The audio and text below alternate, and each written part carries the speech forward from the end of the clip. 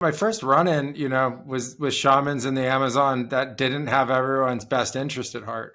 Mm. And that was kind of a wild thing because I didn't believe in any of this stuff. People warned me, they warned me that there was a dark side to spirituality, but I was very young and naive. And I thought to myself, like, hey, I want it to all be unicorns and rainbows and butterflies and stuff. I wasn't looking for warriorship or like, like straight up like true evil.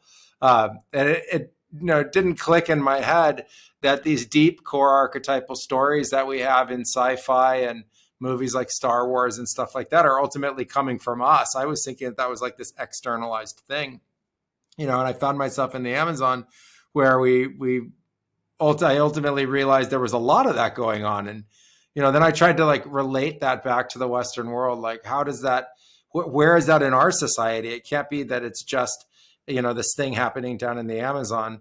And then I ultimately came across it in a number of different forms. It seemed like there were positive actors and nefarious actors in kind of every industry and every line of work.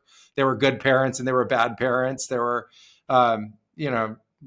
people trying to be really helpful and positive. And then there were people who are like really ego oriented and, like I say, really nefarious in their own right. And so I realized it wasn't something that was, so outside the box of, the Western culture.